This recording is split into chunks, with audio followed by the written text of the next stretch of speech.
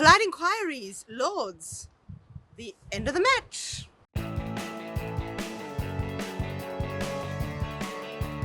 Poser Archer asks, can we call this Bouch ball? I wrote a whole piece about it. Oh, so now you can. Sorry, we can because Firdose said so. So We can. I described it as not sexy. okay. I described it as solid, sensible, and probably another S word because, that was the vibe of the piece. Yeah. But I think it's also about no big superstars. I think it is less.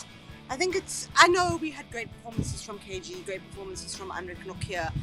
It's really in the batting that South Africa are making do with these smaller contributions. Do you know they haven't had more than two century stands in the last year? A lot of contributions all the way through, which means that there's very little ego.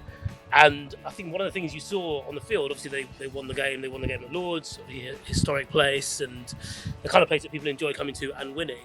But there was a real togetherness there. There's a great photo of Andrik Nokia carrying Dean Elgar after he gets, I think, maybe a Bairstow, and he's like fully carrying him off the ground, like he's about to, take him over the threshold, and it's their wedding night. I'm gonna stop talking now, specifically about that because I was going to a weird place. But it felt like they were a bit more together. This felt like a team that enjoys each other's company. Aryan072, this looks like a phone number. I'm not going to read it out. Are England totally dependent on the toss? What we know of this England team over the last 3 months is that the reason they've had that success is because they've kept everything simple.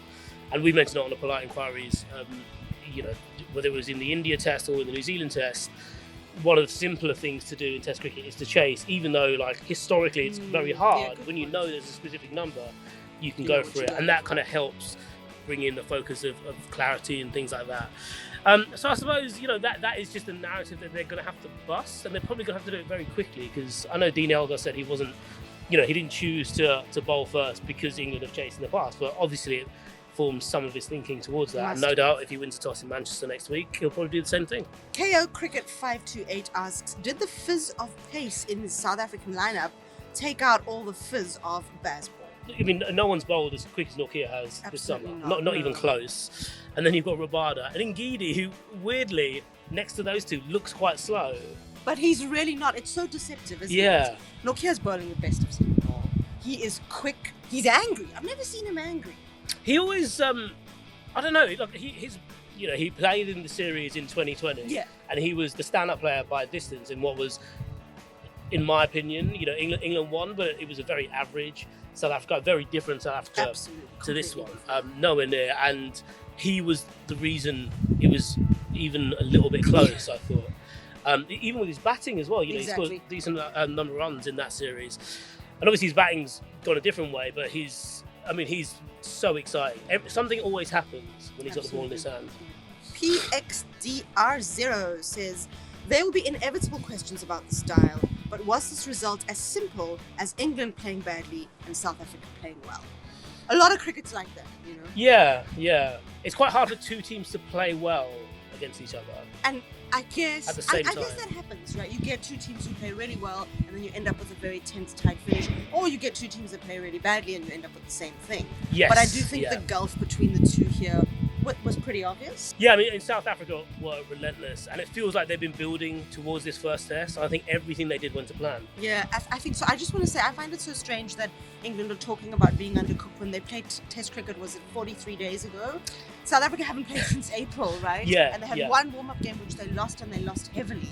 Al Chopernos asks, if England lose this series, will the bales and stumps be burnt to give rise to the Baz Ashes? Well, no, because if it's the Baz Ashes, then it needs to be something else, doesn't it? Okay, so the bat? You could burn the bat. A bat, yeah. Actually, the whole of the bat, the middle and the edge of the bat. You would also burn. You'd get a bit of the turf from the middle of the pitch where England bowl their bouncers into, and you'd burn that as well. That's a good idea. Yeah, you can burn fly slip. Unfortunate, whoever that fielder may be. Yeah, the actual person. Yeah. And then to speed up the burning process, just pour in a bottle of tequila. Austin Peterson asks, and this is a harsh one, could a 3-0 result be the end for Stokes as captain? Not a chance, but it is an excuse to talk about how I think Stokes' press conference there, which you can find in my piece, was very much about maintaining like the philosophical ideals that he bestowed upon the team right at the start. Now, everyone bought into it at the start when there was nothing to hold on to. And after 4 wins and the way they played, it's very easy to dismiss it all after this because they didn't chase in terms of like they had to bat first. But it was an incredible thing that we watched, and it was an incredible thing that the team pulled off 4 times in a row. Off the back of that press conference, I did get the impression that while he's obviously nowhere near quitting, when he gets to that point, he'll do it on his own terms, and it will already talking about that. No, but it's just interesting because like the ideal lives and dies with him, in my opinion. And so if it's not working, if they need a change, you think he'll walk away? Then that's him. The change is okay. I'll walk away, rather than thinking okay, well let's play a different way. And finally, James Olympics asks, England Lions team for the second test. That would be quite funny. Because Elgar did say, didn't he, that when you're playing for stats, because that wasn't a first-class game, when you're playing for stats, when there's something a bit on it, you play very differently.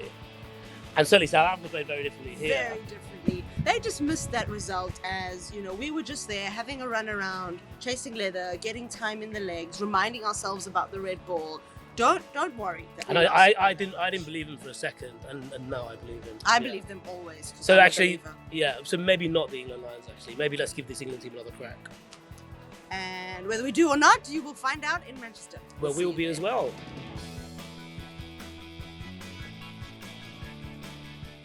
Thanks so much for watching ESPN on YouTube. And for more sports highlights and analysis, be sure to download the ESPN app. And for premium content and live streaming, subscribe to ESPN Plus.